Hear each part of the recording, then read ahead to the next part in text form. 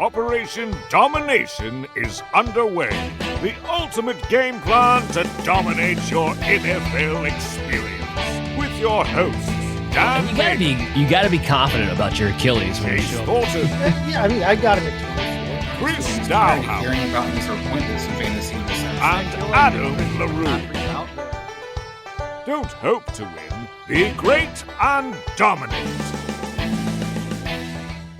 Let's talk about a team that, let's say they have limited upside, and that would be the New York Jets. So Adam leaves the Jets, right? Now we have Garrett Wilson. The Jets turn around. They sign Justin Fields to a decent contract, 2 years, $40 million. Not bad to be a bridge gap quarterback. It's not going to be Tyrod Taylor, thank God. Starting week 1, I was telling Chris this off. I was getting a little bit worried that was actually going to wind up being the case. To be frank with you, so I'm glad it was Justin Fields. So I don't to kick off this conversation, because we were talking about Adams. I want to focus in on the Garrett Wilson of it all for this one.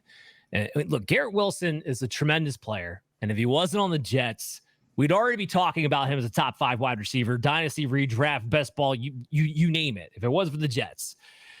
Instead, what we've been stuck with is the guy who's gotten an unbelievable target share with an unbelievable separation ability and consistently finishing as like a low-end wide receiver too. And that's kind of been the issue here with him.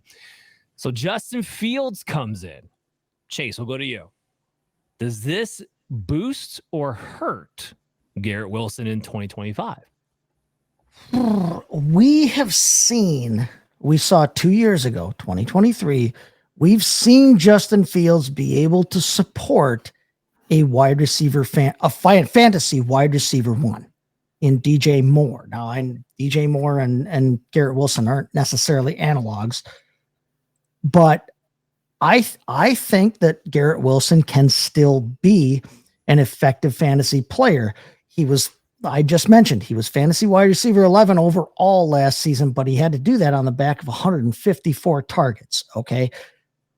Justin Fields isn't probably going to be as accurate as Aaron Rodgers was, but if he can still get that same kind of target share, that same kind of level from Justin Fields, I don't know that I'm out on Garrett Wilson. I don't know that I see him necessarily repeating as a wide receiver 1 type with Justin Fields, just because I don't think that he's as effective a passer as Aaron Rodgers was.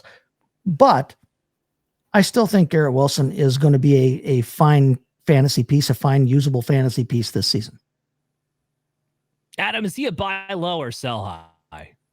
I think he is about to be the absolute worst type of mid-tier wide receiver 2 that you could possibly have, because I think he's going to finish wide receiver 15, and I think 75% of that production is coming in 4 games.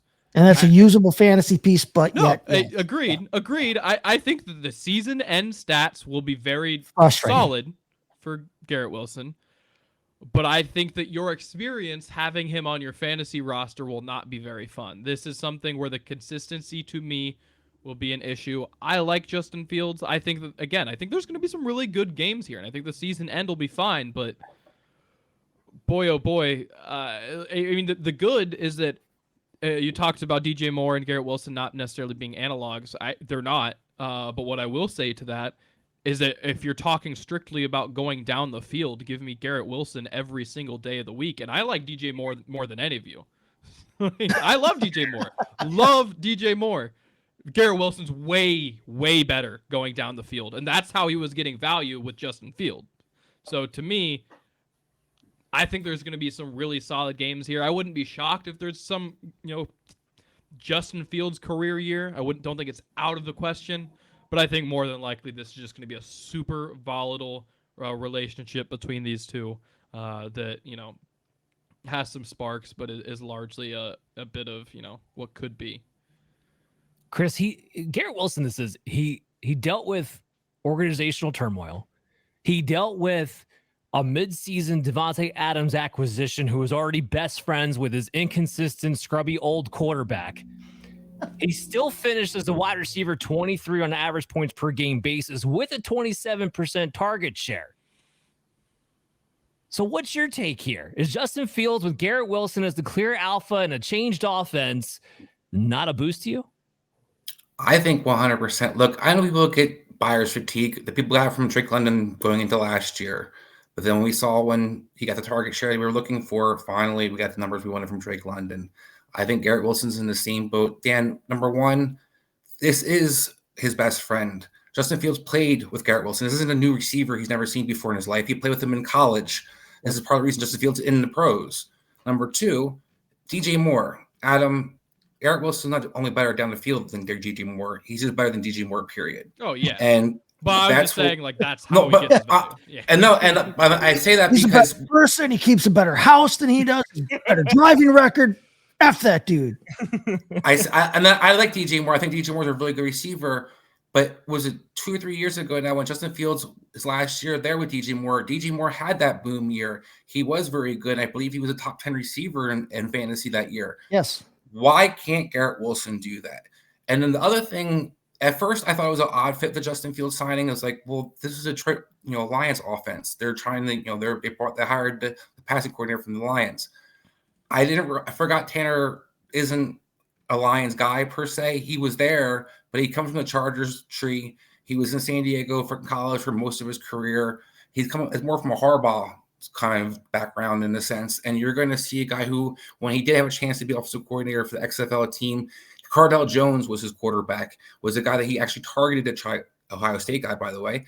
Cardell Jones, big arm, was mobile. That was kind of what they built in that Washington, D.C. team for him. So I look at the fit in general, Dan. I think there's a plan in place, which is number one, incredible for Garrett Wilson to have as a player since he's been a pro. He's looking around. He's like, we actually have a plan of what we're doing, and we're not winging it. And number two, he is clearly the alpha in that receiver core. And number three, like I said, we've seen Justin Fields be able to feature a receiver one in the past. Why can't Garrett Wilson do the same thing? Well, 2023, DJ Moore was wide receiver 10 in points per game. He was wide receiver 6 overall. So yes, there's no question that Justin Fields can support, especially if this offense is going to be 5th in pass attempts like it was last season. I don't think they'll be that high, but we have seen Justin Fields be able to support a number 1 fantasy wide receiver before. Yes. Well, yeah, and let me just elaborate on that, Chase, because DJ Moore that season had 28% target share, Garrett Wilson had 27%. So not only can he feature a wide receiver one to that level, but it's going to be more efficient. It's going to be shots downfield. It's going to be those touchdown passes. And look, this is all assuming, of course, the Jets don't add another prominent target earner. But besides getting the draft at this point, I don't foresee that happening. You're talking about a team that has a lot of holes that they want to fill. So I don't know how high up the wide receiver board they're really going to be even in draft day. Like I would be maybe a little bit surprised, especially where they're picking that it would be a day 1 pick unless it was Ted McMillan, which I don't necessarily think is going to wind up being. I can see him going in a bunch of different other directions. Here's where, Chris, to your point about Tanner Engstrand, what I hope he did pick up in Detroit was the pace, right? Because Detroit was the second fastest team. I'm hoping he brings, and I'm not expecting him to be up there that high in that pace, but I'm hoping he brings that with him to this Jets team where at least maybe they're top 12 in pace of play, because that's something we haven't seen the Jets be.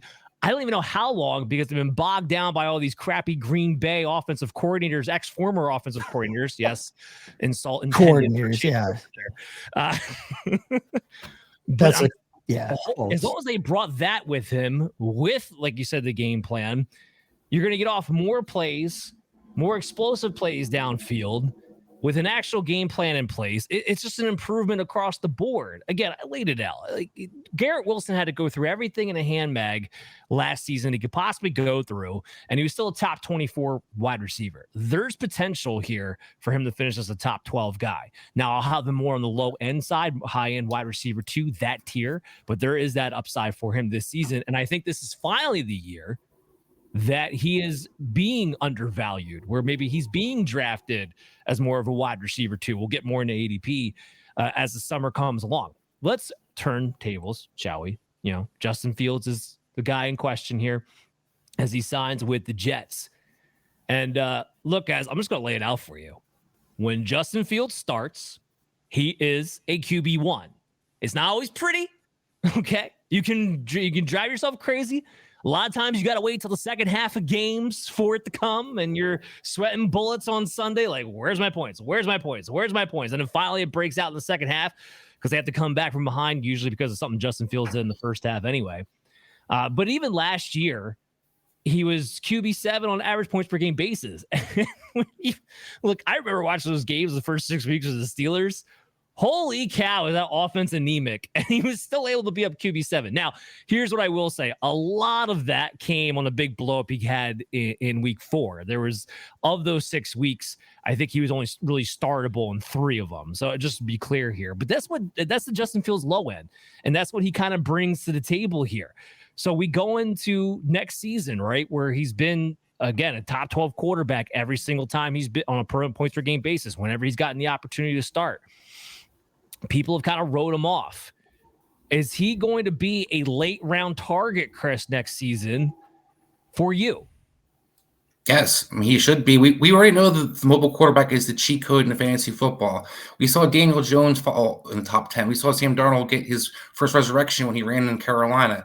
You only need about 500 or 600 yards rushing, and you're already threatening to be a top 10 rushing quarterback. Add a couple touchdowns here or there. You have the floor. You have the ceiling. Absolutely, it's the guy that you're taking a shot in my book. 8 carries per game. That's what Justin Fields is average for his career.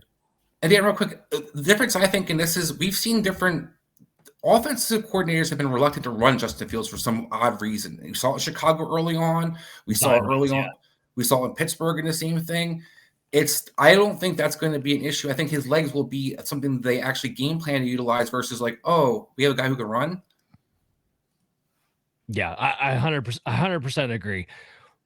Do we think there's any chance here that Fields unlocks an upside ceiling? Especially with Adam, I'm thinking dynasty perspective. Like, he signs a 2-year contract, right? We're not necessarily he's locked in long term, but do we still see potential here for Fields to pop if he can, turn some things around, or you just think he is what he is at this point, which means he's probably not the starting quarterback in a year or two? I think that there's still a chance. Look, I mean, I'm not going to bet on it per se, but like we've seen guys who are, have the athletic talents, be able to get just close enough as a thrower, where it works well enough for the offense that you keep living with it. Like, speak for Jalen Hurts, for example. Like, there's a lot of times where the passing game is an issue for the Eagles, but you take it because everything else is so good, and you're able to build around his skill set and still do a lot of things, still push the ball down the field. He gets out of the pocket. He does, he's obviously fantastic at getting that extra yard, right, with the push. Like, there, right.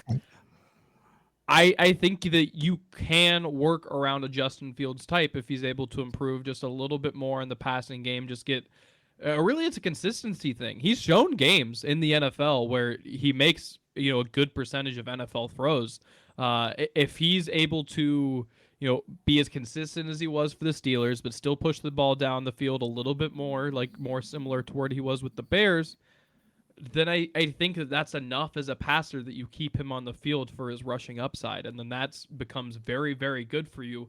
For a guy, by the way, who in dynasty circles, I mean, I have a trade today for Justin Fields and a 4th rounder for Jake Ferguson. We have Justin Fields and Darnell Mooney for Waddle and Tua. We have Justin Fields and a 4th for a 2nd and a 3rd. We have pretty much Penix straight up. We have. Could he be a Jaden? Because that's my thing. Everybody loves Jaden Daniels. Jaden Daniels is only a year or 2 younger than he is. Dan talked about, where is he going to be? I'm interested in, Adam. Jaden Daniels didn't throw for, I think, once over 300 yards during the regular season last year. It wasn't his arm that was making a living from fantasy that everybody's excited about. It was those legs, and they weren't even like Lamar Jackson legs. Fields just turned 26 a week ago. Yeah. Yeah, he's not old. I mean, in terms feels of like the fantasy output, like 100%. Yeah, like I think now as a player, I think they're two different. But in terms of their fantasy output, the difference being, I don't think Justin Fields is ever going to be the quick trigger, like get the ball 2-step throw. Like, I don't think he's ever going to be that in terms of what Jaden. What was his completion percentage in the beginning of the season for Pittsburgh? It was higher than it had been in his career for sure. When you're throwing it 3 yards, it does. It does in Jaden's case. So I'm just asking. It does, but not the same volume. Let's be clear about that. What I'm saying is, I don't pass attempts a game. Do I think that they could average out to being a similar quality of passer? I agree with you. I just don't. I think the way that they're getting there is going to be different. Really? I could. I'm not saying will. Jaden Daniels is a far superior passer to Justin Fields. Agree. Today, yes. I'm saying could. Is it within the realm of possibility to me? The better arm is Justin Fields. The better athlete is Justin Fields. Like, could he figure it out? Like, yeah. Am I necessarily betting on it? No. But Jaden Daniels wasn't a good passer 2 years ago. So he's the perfect argument in of itself. He's an athlete who learned how to play quarterback old. That's why I brought him up. Yeah, 23 years old, he was a bad passer. But now he's God, so that's why I brought him up. Go ahead, sorry, Dan. No, it's going to take. It took the right coach, right? Kingsbury came in and said, "Well, he had." I'll back up. Jaden Daniels had a very good passing year in LSU, obviously. Yes, and then Kingsbury, and so did Fields in college. Go ahead, Dan. Sorry, but so did Fields in college. Yes, he did not have Jaden Daniels' adjusted completion percentage. That was not near the same. Jaden Daniels was much superior in that category, and I think he just throws for 1 year, though, right? Yes, for 1 year, and I think he just naturally throws that layered intermediate pass more accurately, anticipatory pass more accurately than Justin Fields does. That was always my knock on Fields to begin with. He does not have the anticipation instincts. Boom. I'm not looking at Fields versus Jaden. Earlier we touched on it. Can Fields become Jalen Hurts? I think that is actually a much more plausible scenario. You add in a couple of, tush pushes there at the red zone on top of it. I think you're almost talking about the same guy. If you can add another weapon on the outside, this offense actually clicks. Philadelphia attempted the fewest passes in the league last season. Yeah. That's the point. That's your point. Yeah, exactly. I think that's more what we're looking at as a possibility. Now, I don't think he's going to suddenly get more accurate. The difference with Jaden Daniels is that he was still in college. With college, you're getting wonky coaching. He goes to LSU, and that first year he goes to LSU, all of a sudden the light bulb goes on. It comes down to coaching and program and all of that. Fields has been in the league a little while now. With what coordinators? That makes it. So give him benefit of doubt for that, though. Go ahead. No, I was about to relax. I was like, but with the NFL, even though yes, coordinators make a big difference. What did Sam Darnold just do that we just talked about with Kevin O'Connell and the first good coach? And can make a huge, huge difference. My point more so being with Fields is that his mechanics, as long as he's been in the NFL, have not changed. Period. He doesn't look, whether it's him, the coaching, whatever, it doesn't look like they've changed. It doesn't look like they've been approved upon in any kind of capacity. I think that just makes him is what he is.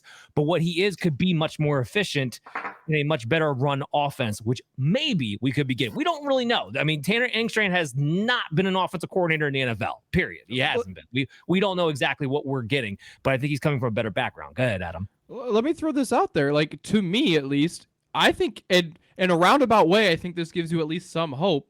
I think his mechanics got worse in the NFL. He was always a poor processor, and I will always give you that. And that was the knock on him coming out. But he was not inaccurate in college. Like, that was an NFL development. My thing, though, is I also don't know what Jaden's processing ability is. I know everybody's just going to say last year he proved his processing ability. I think people who know Kingsbury's offense, what he was asked to do, will realize he wasn't asked to make many reads. He was asked to throw the ball at certain spots pretty consistently. Justin Fields hasn't had that chance to have that kind of offense to do something similar to that. I agree with you guys. I'm not talking about a guy who's not Matthew Stafford or Dan Marino or even Aaron Rodgers, but what I do see is a guy that we've anointed Jaden Daniels is the guy that everybody loves from whether it's redraft to dynasty. That's seems to be the guy, but Justin Fields is 1 year older, and we've written him off because of his career, but Jaden gets the excuse because he had good coaching for 2 years, and it's great. Now he's awesome. Justin Fields doesn't get that same benefit of doubt. Where him getting $20 million is actually people are actually pleased with that now. 2 years ago, we couldn't touch that contract because Justin Fields could get $20 million. They pick his option up, and God forbid anybody would pay him $20 million to be their quarterback. So I just think things can easily change the quarterback position, and at a fit. More my point is even if he's Jalen Hurts, Dan, that's more valuable than Jaden Daniels actually on the field. Jalen Hurts finished ahead of Jaden Daniels on fantasy football wise. So I would rather have, the guy who's more valuable. My point being, can Justin Fields have that similar just overall value? Whether we are sometimes about passing attack or not, can you get that QB1 production from a guy like Hurts, where it wasn't the arm, but it's that I'm top 1, number 2 every year, top 3. I'm going to be there because I just have the consistency with it. If he can get those rushing touchdowns, which Fields is good at in the red zone, he absolutely can. Fields does profile like a Hurts, doesn't profile like a Josh Allen, but in the sense of like he could have double-digit rushing touchdown capacity, which could put him in that conversation. Now, do I think he could even get Hurts's passing numbers this season? No, I don't, because it's just a lack of weapons that the Jets have right now in that receiving game. And with just Garrett Wilson, they're going to need to add another weapon, I think, for that to be a possibility, even if Engstrand winds up being a very good offensive coordinator that we have yet to be seen yet. I think they're just going to need to add another weapon. But could we see the progression there? I think we could. I think that's why it makes this such an interesting conversation, and why, and we're going to put you all out on notice, I think we're all on the same page on this, why Fields, to me, is going to be like the number 1 quarterback steal of this upcoming draft, because people in fantasy know that he's good, but because they're falling themselves all over these other quarterbacks and don't trust his passing and don't trust him to stay the starter for the full season, because it's been a couple of years since we've seen that, I still think he's going to go low. Chase, with you, I wanted to bring you in because I wanted to play a game with you actually real fast. So real quick here. That's not weird. You want to play a game? Justin Fields right now, ECR, right off the rip. This is early, I know, but yeah. QB 15. Okay. Let's play a little game. Here's who's in front of him. All right. So would you take Justin Fields or Caleb Williams? Fields. Okay. Would you take Justin Fields or Brock Purdy? Fields right now. Yeah. Would you take Justin Fields or Bo Nix? Fields. Justin Fields or Justin Herbert? That's going to be tough. Okay, 50-50. Justin Fields or Kyler Murray? Yeah, Fields. Justin Fields or Jordan Love? Fields. Justin Fields or Jared Goff? Fields. Justin Fields or Patrick Mahomes? Oh, Mahomes. For fantasy, because he hasn't been finishing very high lately. Yeah, I know, but I have a hard time. I have a hard time dismissing Patrick Mahomes for the likes of Justin Fields. Justin Fields is a good person. I'm sure his mama loves him, but god dang, it's Patrick Mahomes, dude. Okay. Even trying to separate fantasy from real football. That's one tough. More, let me throw at you. Let me throw one more at you. Justin Fields or Baker Mayfield? That's a dick move, friend. Yeah, you're making him pick between. you know. I love. I'm going Baker there. I'm going Baker because Chris Godwin's coming back and McMillan's still there and Baker Mayfield rules and Liam Cohen, and let's go. Okay. Liam Cohen's in Jacksonville. But anyway, I know he's gone, but let's just god dang it. The point being, Baker right there is just off the cuff, playing rapid fire. You just put Justin Fields as the QB8 overall. Yeah.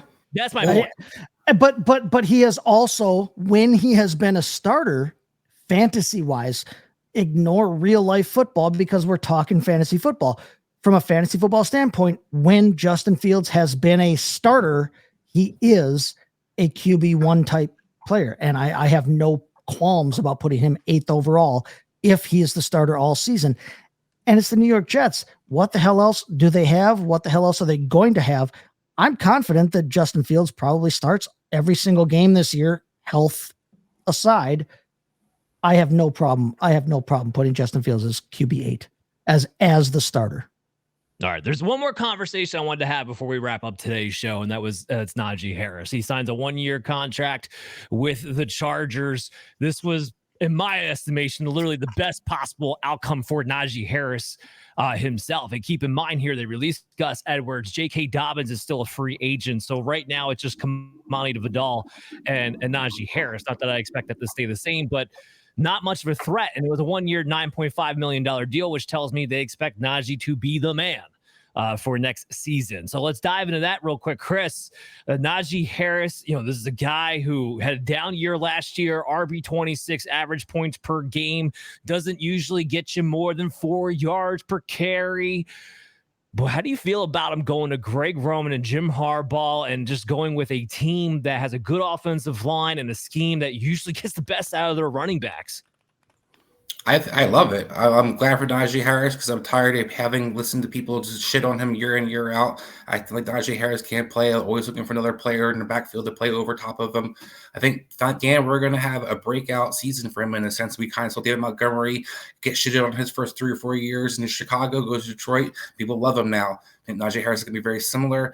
It's a great fit. And not only is he a physical runner, one of the things, Dan, people forget, Najee Harris can catch the ball. He came into the league as a guy, as a 3-down running back. And Greg Roman, if you could pass protect and you could do those little things, he doesn't necessarily have to take you off the field. He doesn't necessarily have to put somebody else out there, which allowed Najee Harris to get more usage than Gus Edwards or guys we want to kind of pigeonhole him to be his offense. I love this fit. I love Najee Harris's upside, and I think they're going to continue to address the offensive line from my understanding of the draft as well, unlike maybe the Rams. But I am excited about this fit for moving forward. Yeah, just to point that out, the targets. Remember back to 2021 before Jalen Warren came along? Najee Harris had 94 targets, and now he actually has a quarterback who has no problem checking the ball down, by the way. And Chris, yes, to your point, Greg Roman likes to do 3 downs. So this is where I get real excited about talking about Adam, because maybe or maybe not, I have something trying in the works in our Dynasty League to maybe acquire Najee Harris. I'm not going to say exactly what to do or whatever. But anyway, when you're looking at Najee Harris's dynasty output now, because it's a 1-year contract, but maybe they extend him if he has a great year. He's going to turn 27. What is your outlook here for Najee Harris long term? Is he a buy? Is he a sell? I'm definitely willing to buy him. Look, this is a guy who, I mean, to me, I think it's an interesting case because I think this is one of the few players in the NFL where there's actually a really close analog, and it's situationally even. And that's Josh Jacobs. Look at the difference. Oh man! See you later, dude. Adam was giving us great breakdown, and all of a sudden he just disappears. Wait, I think I got him back. We got him back. Go ahead, Adam. Go ahead. Don't tease us like that. But no, like when Josh Jacobs has been on some of these Raiders teams early in his career that had poor passing attacks, when Carr was hurt, for instance, he was a 4 yard per carry, sometimes getting into 3.9 yards per carry back. But I think in a lot of ways, these are very similar players. Whereas you put them in a team that can run block, you put them in a team that can throw the ball down the field, you put them in a team that has, multiple weapons, which, look, Russell Wilson's the best quarterback by far that Najee Harris has played with in his career. I mean, look, we had the corpse of Ben Roethlisberger. We had Kenny Pickett, who threw the ball even shorter than Ben Roethlisberger at the end of his career. And the answer in Cleveland. Then we have Russell Wilson. So, this is just such an improvement for him in so many ways situationally. And I genuinely believe that there is the opportunity for him to have that type of oh, I'm him season like Josh Jacobs had when he finally was surrounded by competent players. Is there any chance that his value won't be higher than it is right now, though? I don't think so. I don't think it really moved the needle as much as you would really expect. He's definitely worth more than he was a week ago. But from what I'm seeing in Dynasty, he's still like the RB26. He's still in the range of guys like Charbonnet and Tyrone Tracy and Brian Robinson and Travis Etienne. And I know you like Charbonnet, but me personally, I'm taking Najee over all of those guys. Of course. Who's the passing down back right now? Who is the passing down back in Los Angeles? Vidal. Everybody had him last year. Vidal. No, but they didn't. But they never used him as such. Christ, they put Hassan Haskins, who is a lumbering golem of a player. They put him in passing situations more often than they used Kamani Vidal, who is the passing back. If Najee Harris, why did they do that, Chase? Why did they do that? Because he couldn't pass protect. Najee Harris can. Exactly. So that's my point. If Najee Harris is both the I'm going to get 2/3 of the rushing attempts, and I'm the passing down back. Najee Harris has always been, for the last 4 years, he has been a volume guy. His rookie season was so awesome for all of us because, like you said, he caught 74 out of 94 targets that season. We've been disappointed in Najee Harris the last 3 years because they haven't given him those passing down, the amount of targets that he saw his freshman rookie year. If he gets that kind of usage, if he can get that kind of usage now in a Greg Roman offense in Los Angeles, oh, dude, Katie bar the door. It's good to go. I love this fit. And right now, he is not just the lead running back, but he is the lead third down back on that team, or should be, unless Jim Harbaugh is going to double down on his dude Hassan Haskins, Michigan men. But that's such a great fit there in Los Angeles. I love it. Here's the other thing I want to add to this conversation. Because it's $9.5 million, they don't have to spend an early draft capital on a running back. There's a strong running back class and everything else, but I don't think that's the direction that they go, at least early. So I think that makes Najee safe from having real committee share possibilities, quite frankly. So I want to throw this out there. Rico Dowdle, based on volume alone, was RB24 last season for the Dallas Carolina Panthers. Woo! Yeah, exactly. Signs with the Panthers, the backup Chuba Hubbard. But if Rico Dowdle on that Cowboys team last season can be RB24 on a points per game basis in half-point PPR leagues, just based on sheer volume, then why doesn't Najee Harris have upside? And so I'm just with you guys. I'm glad we're all on the same page as far as that goes, because there's a lot of people still just look at it, you're a whole hum, blah, blah, blah, blah. You had to deal with Matt Canada and Arthur Smith and bad offensive lines year in, year out. Najee Harris, somebody's going to be very strong on my radar. But I do think we need to close off the show there. There's a lot of free agents and trades we didn't get to talk to. We can't talk about them all in depth on this one show. That's why next week, when we drop our episode on Thursday mornings, record on Wednesday nights, on your favorite podcast app, Operation Domination Football will have the part 2 of the free agency conversation. We'll be a little more fast-paced with more names to get to, but they won't have the in-depth conversations quite the name and power as we talked about here today.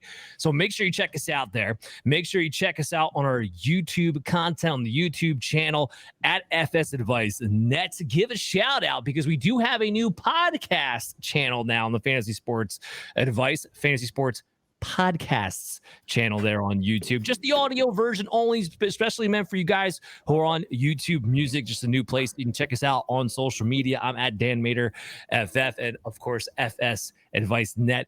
Chase, Adam, where can we follow you guys at? Find me at STT Chase FFB on the Twitter machine and everywhere else that you do, social medias. And also, check me out on the Fantasy Baseball Advice Network. Straight to the chase. We're talking all kinds of fantasy baseball over there as well. So find me there as well. Yeah, follow me at LaRue Adam on Twitter. Name on the screen if you need help spelling it. Definitely stick around throughout the offseason. We're going to have a lot of fun, especially come draft time. It's my favorite time of year, so I'm super excited. So tune in. Football lives through the summer. Lots of E's and U's and X's, but it's right there. Right there. Yep. LaRue is beginning to look a lot like Christmas. We'll see you next week. Hey there, I want to thank you for watching Operation Domination today. And if you're enjoying the show, there are some ways you can help support us. You can go to podchaser.com/Operation Domination and leave us a 5-star review. And you can do this on any podcast platform or on our YouTube page when you go to @FF Advice Network. This completely helps out the show be able to grow, and also leave us comments to let us know how we can curtail the show to you, because you are the most important member of the show. So again, go to podchaser.com/Operation Domination to leave a 5-star review and leave a comment wherever you listen or watch the show, and we'll help better serve you.